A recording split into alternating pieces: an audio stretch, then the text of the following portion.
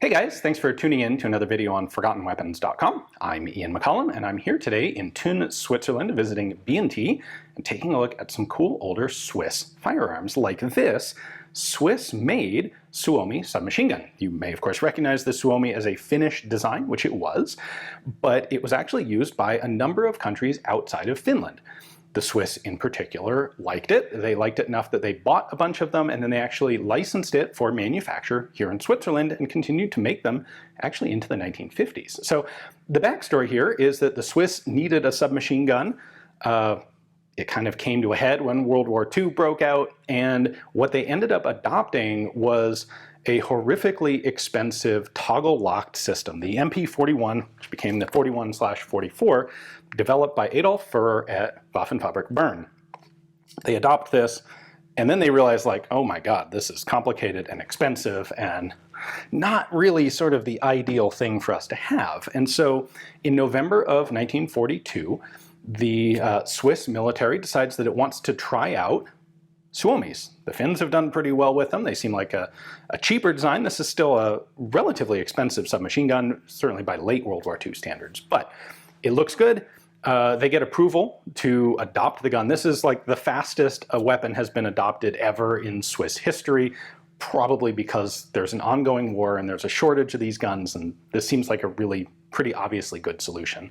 At any rate, they bring in 100 of them in November of 1942. They do their field testing, or testing, in December of 42. Gun's good to go.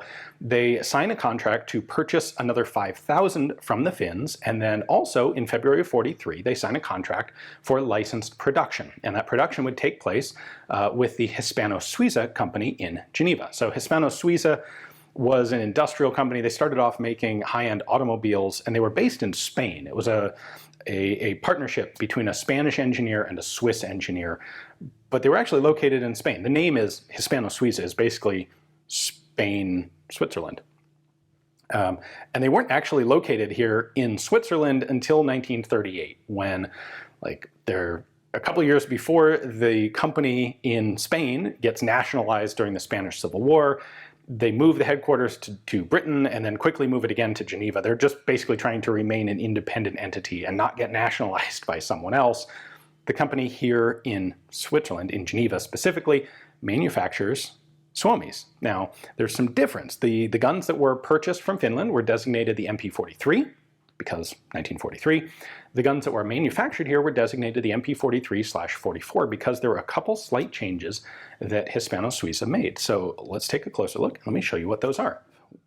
We'll start with receiver markings here on the side of the tube. This is marked MP43/44, made by Hispano-Suiza. Serial number here is in the 108,000 range. They started at 100,001 and went up to the 122,000s or so. Now, the guns that were manufactured by Tikkakoski, the standard Finnish Suomis, have a tangent rear sight graduated from 100 out to 500 meters. The Swiss instead opted to make the guns with a two-position flip sight. So it's two notches. The one in front here is for 100 meter, the one in the back is for 200 meter. You can see it marked right there. The controls on the gun are exactly the same. In fact, mechanically, everything else is identical to the standard production Finnish Suomi. So you've got your three-position selector here, safe, semi, and full. You've got your charging handle back here, like so. The Swiss did opt to use an aluminum butt plate on these, which is a little unusual. The Finns, and like everybody else, used steel.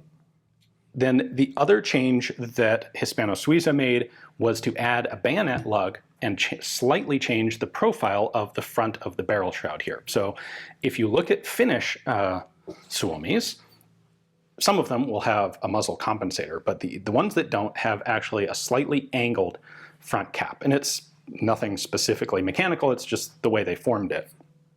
Hispano-Suiza just flattened that out, and then they went ahead and added the bayonet lug. And by the way, these were done after production began, so somewhere between the first 1,000 to first 2,000 of the Hispano-Suiza guns didn't have these bayonet lugs on them. This was added just slightly after production began.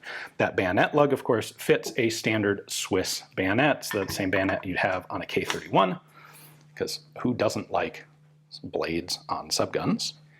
There were a bunch of different magazine styles made for the Suomi. The most notable are the 71 round drums and these 50 round quad stack so-called coffin magazines.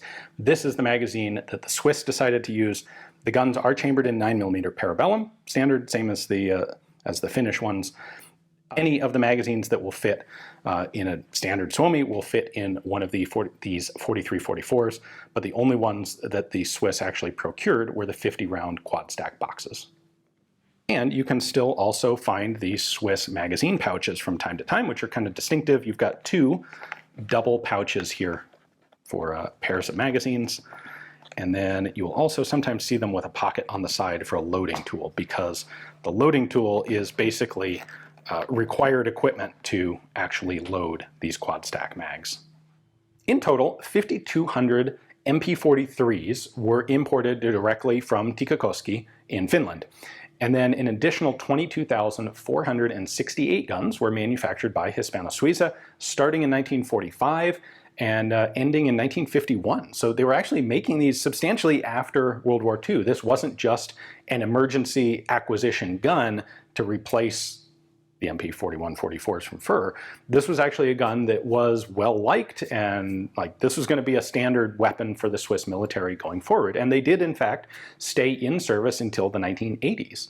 They were then eventually sold as surplus in the 1990s, and of course no longer in service. But this is a really cool, one of several really cool outside of Finland variations on the Suomi. So a big thanks to B&T for giving me access to this one to film for you guys. Hopefully you enjoyed the video. Thanks for watching.